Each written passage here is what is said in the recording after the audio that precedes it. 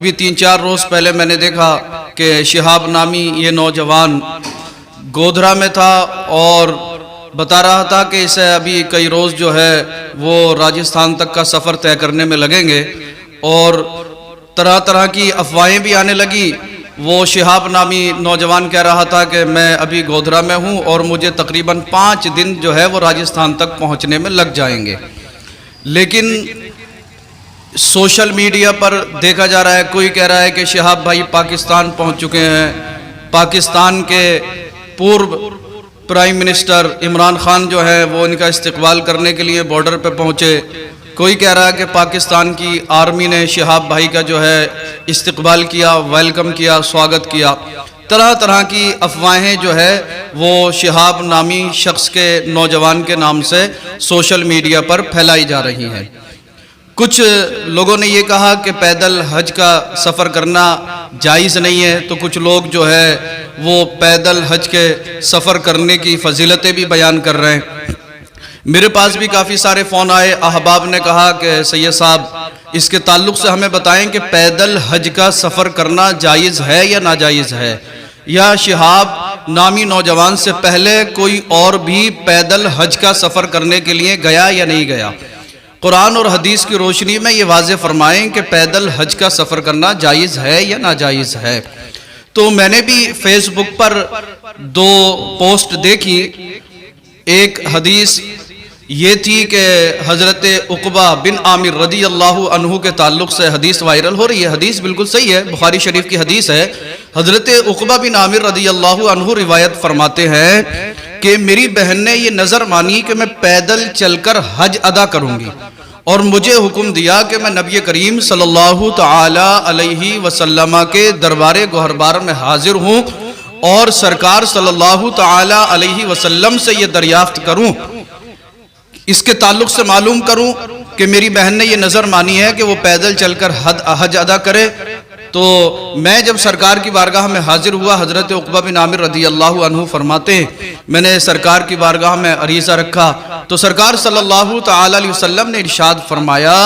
کہ وہ پیدل سفر کرے اور سوار ہو جائے۔ مطلب یہ ہے کہ جب تک وہ پیدل چلنے کی ہمت اور طاقت رکھتی ہیں تب تک وہ پیدل سفر کریں، اور جب پیدل سفر کرنے میں دقت ہو، پریشانیاں ہو، کٹھنائیوں کا سامنا کرنا پڑے تو وہ پھر سوار ہو کر سفر کریں۔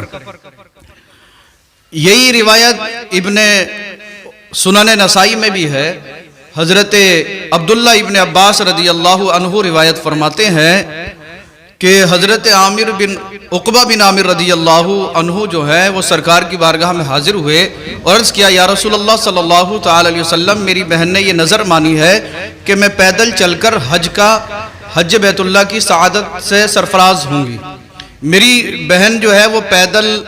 حج کرنے کی منت مان چکی ہے یا رسول اللہ صلی اللہ تعالی علیہ وسلم، اور اس نے مجھے آپ کی بارگاہ میں بھیجا اور فرمایا کہ سرکار صلی اللہ تعالی علیہ وسلم سے اس کے تعلق سے معلوم کیجئے۔ تو اللہ کے نبی صلی اللہ تعالی علیہ وسلم نے ارشاد فرمایا کہ اگر وہ پیدل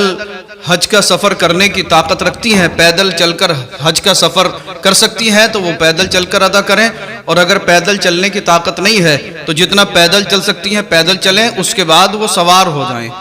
اور قربانی کریں یعنی دم دیں۔ دوسری حدیث حضرت انس رضی اللہ تعالی عنہ روایت فرماتے ہیں، یہ بھی سوشل میڈیا پر کافی تیزی سے وائرل ہو رہی ہے۔ حضرت انس رضی اللہ عنہ روایت فرماتے ہیں کہ اللہ کے نبی صلی اللہ تعالی علیہ وسلم نے ایک شخص کو دیکھا کہ 2 نوجوان اسے اٹھائے ہوئے ہیں اور وہ چل رہا ہے دونوں کے سہارے سے۔ اللہ کے نبی صلی اللہ تعالی علیہ وسلم نے ارشاد فرمایا کہ اس کا کیا حال ہے؟ تو اس کے دونوں بیٹوں نے کہا کہ یا رسول اللہ صلی اللہ تعالی علیہ وسلم، یہ ہمارا والد ہے، ہم اسے اٹھا کر اسے سہارا دے کر چلا رہے ہیں۔ سرکار نے فرمایا ایسا کیوں؟ ان دونوں نے عرض کیا یا رسول اللہ صلی اللہ تعالی علیہ وسلم، ہمارے والد نے یہ نظر مانی کہ میں پیدل چل کر حج کا سفر ادا کروں گا، پیدل چل کر میں مکہ المکرمہ پہنچوں گا اور حج بیت اللہ کی سعادتوں سے مالا مال ہوں گا۔ اللہ کے نبی صلی اللہ تعالی علیہ وسلم نے ارشاد فرمایا کہ جب یہ شخص کمزور ہے، پیدل چلنے کی طاقت نہیں رکھتا، تو اس نے یہ نظر مانی اللہ اس کے پیدل چلنے سے بے نیاز ہے، اس سے کہو کہ یہ سوار ہو جائے اور قربانی کرے یعنی دم دے۔ اللہ اکبر۔ حضرات یہ بات واضح ہے، ان دونوں حدیثوں سے یہ معلوم ہوتا ہے کہ پہلی جو تھی وہ عورت تھی، وہ بھی پیدل چلنے کی طاقت نہیں رکھتی تھی۔ دوسرا شخص جو ہے وہ ضعیف ہے، کمزور ہے، لاغر ہے، وہ بھی پیدل سفر کرنے کی طاقت نہیں رکھتا تھا۔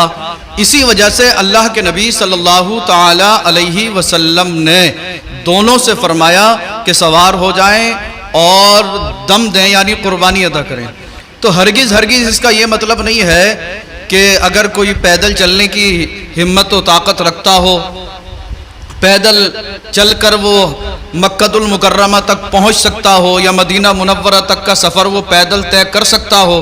راستہ پرامن ہو اور توشے کا انتظام ہو، کسی طرح کی کوئی دقت پریشانی اسے راستے میں نہ ہو، تو بلا شبہ جائز ہے کہ پیدل چل کر حج کا سفر ادا کرے۔ اس میں کوئی دو رائے نہیں ہے کہ اگر راستہ صحیح ہے، پیدل چلنے میں کوئی دقت نہیں ہے، راستے میں لوگ اس کے کھانے پینے کا انتظام کر رہے ہیں، استقبال کر رہے ہیں، حج کا سفر ہے، مقدس سفر ہے، بیت اللہ کے حج کے لیے جا رہا ہے، تو مصافحہ کرنا، پھول کے ہار پہنانا، نذرانہ پیش کرنا، خدمت کرنا اور اس کا استقبال کرنا جب وہ حج کے سفر پر جا رہا ہے۔ بھئی سرکار فرماتے ہیں نیت المؤمن خیر من عملہ، مومن کی جو نیت ہے وہ اس کے عمل سے بہتر ہے۔ اب کچھ لوگ کہہ رہے ہیں کہ اس کی نیت جو تھی وہ فیمس ہونے کی تھی، اس کی نیت جو تھی وہ مشہور ہونے کی تھی، شہرت پانے کی تھی۔ بھئی غیب کا علم تو اللہ ہی رکھتا ہے، عالم الغیب بالشہادہ اللہ رب العزت کی ذات ہے، تو اللہ اور اس کا رسول صلی اللہ تعالی علیہ وسلم بہتر جانتا ہے کہ اس کی نیت کیا ہے۔ لیکن ایک مومن کے لیے یہ ضروری ہے کہ وہ دوسرے مسلمان کے لیے بدگمانی کرنے سے بچے۔ خلاصہ کلام یہ ہے کہ لوگ جو طرح سے اس شخص پر کیچڑ اچھال رہے ہیں، بدنام کرنے کی کوششیں کر رہے ہیں، تو ان لوگوں سے بھی مؤدبانہ گزارش ہے کہ اچھی سوچ رکھیں اور دوسرے لوگوں کے بارے میں اچھا سوچیں۔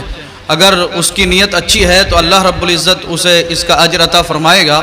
اور اگر خدا نہ کرے اس کی نیت کوئی اور ہے تو اللہ اور اس کے رسول صلی اللہ تعالی علیہ وسلم بہتر جاننے والے ہیں۔ تو اللہ اس کے حال پر کرم فرمائے، اور اللہ جو ہے ہم سب کو بھی دوسرے مسلمانوں کے بارے میں اچھی سوچ رکھنے کی توفیق عطا فرمائے۔ لہٰذا جو لوگ طرح کی افواہیں پھیلا رہے ہیں ان سے مؤدبانہ گزارش ہے کہ وہ افواہیں نہ پھیلائیں۔ شہاب بھائی ابھی غالباً راجستھان تک بھی نہیں پہنچے ہیں، اور لوگ جو ہے انہیں پاکستان کوئی کہہ رہا ہے کہیں پر، کوئی کہہ رہا کہیں پر، کوئی کہہ رہا کہیں پر، طرح کی افواہیں پھیلائی جا رہی ہیں۔ لہٰذا شہاب بھائی کے بارے میں جو ہے اگر انسان